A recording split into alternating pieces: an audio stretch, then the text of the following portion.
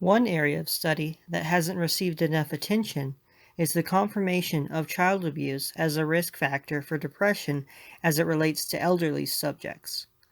This link has been demonstrated with several other age groups.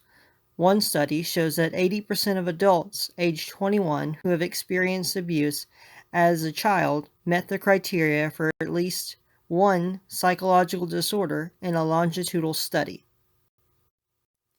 Prior research has recognized that the correlation between child abuse and a higher risk for depression through the study of mostly younger generations. This is a problem because it means that the previous research is severely limited in its scope of potentially affected subjects and how child abuse has affected them.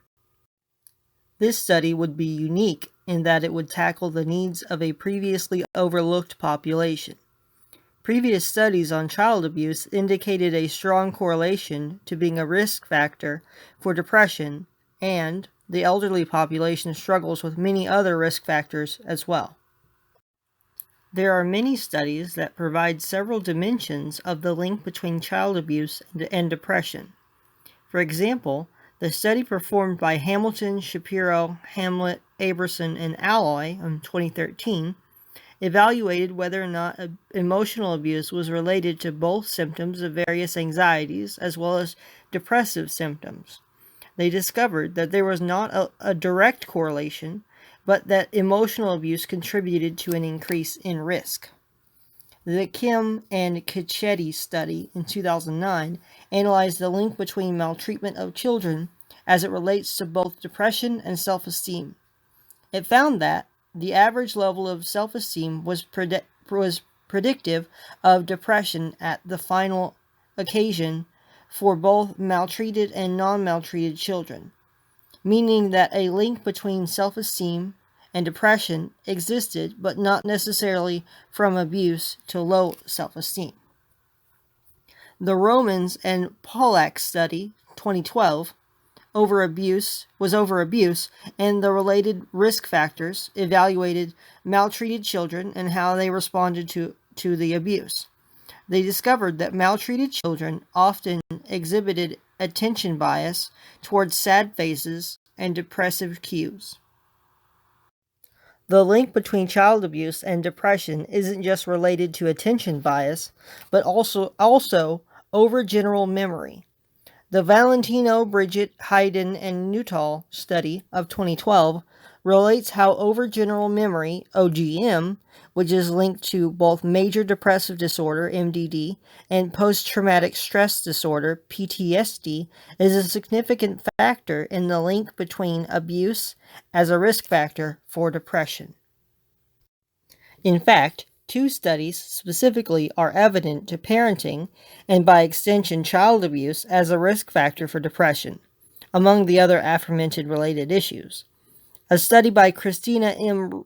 Rodriguez in the Journal of Medicine and Family, 2006, shows that the depressive and anxious symptoms are evident in children who had a higher abuse potential based on parents who used severe physical punishment. The Grudes, Capri, Akbay, and Tunk study of 2013 illustrated the positive relationship between depression and abuse based off of attachment styles. Both avoidant attachment and anxious attachment shared the positive correlation with trauma and depression. While many of these studies focused on the effects of child abuse in children, the argument could be made about the subjects of the study being too narrow. The Wells, Vinderland, Selby, and Beavers study of 2014 evaluated the link between childhood abuse and its relation to depressive symptoms in young adults. The study posited that childhood abuse created cognitive scars when it comes to mental health. This study will include 50 participants, which will be broken down into 2 groups of senior participants from age 65 to 75. One group will have a history of child abuse, and the other without. There will be no particular preference of participants, with the only exception being that the goal of the study is to be as diverse as possible, with the only requirement being the age range of the participant. Each group will be subject to an autobiographical memory test, or AMT, which is used to attain the subject's potential for autobiographical memory, OGM, which has been shown to be a risk factor for depression and other mental disorders commonly associated with childhood abuse. This test will be coupled with a survey that will evaluate the subject's demographic information, as well as whether or not they were abused as a child. Step 1. Volunteers will be developed through sign-ups from retirement homes, nursing homes, etc. Step 2. The interviewer will start by explaining the purpose of the study, the benefits that will be gained from the study, the participants' rights, and the confidentiality of all the responses. Step 3. All participants will sign a detailed, informed consent form and demonstrate their understanding of their rights and their consent to participate in this study, which is voluntary. Step 4. Any information about participants taking part in the study will be kept strictly confidential, and the data will be stored securely and made available only to persons conducting the study. Step 5. After the consent has been obtained and the study has been filled out, and the survey has been filled out by the participants, they will then be interviewed for more in-depth questions, including the AMT test, in a separate room, and are free to stop the questioning and leave at any time. Step 6. The gift cards will be distributed to each participant at the end of the interviews. The main purpose of this study is to evaluate the potential for a link between child abuse and depression in elderly participants. This could also include any other mental illnesses as well, since many other studies cite the links between child abuse and mental illness in general. With that in mind, the independent variable for the study will be the results of the autobiographical memory test, while the dependent variable will be the participant's diagnosis of depression or mental illness.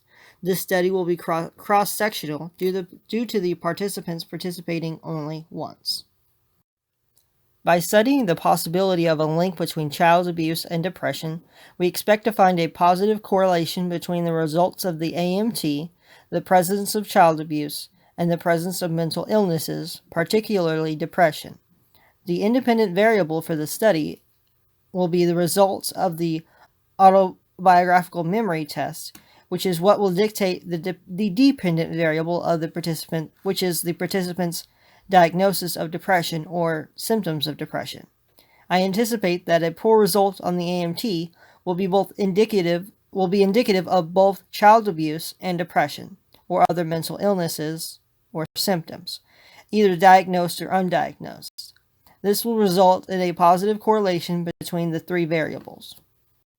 It was hypothesized that the number of elderly individuals who have experienced child abuse have a higher rate of depression or depression symptoms than the number of elderly individuals who have not experienced child abuse. It was also hypothesized that the number of elderly individuals who have experienced child abuse will have a higher rate of mental illness overall, and the expectation is that the individuals with a poor result on the AMT will be indicative of both child abuse and mental illness. This will result in a positive correlation between the variables. The expectation is that the results will have indicated through the evidence of both the AMT results and child abuse questionnaire that there is a definitive link between child abuse and depression/depression symptoms. The limitations to the study relate to the fact that the participants are limited to those in retirement homes and willing to participate, which would involve speaking about their personal history. This means that the population in the study is not entirely randomized. The study method also could be a limitation. The cross-sectional nature of this study may also detract from the results. This study will provide appropriate policy changes and welfare practices for all types of fields.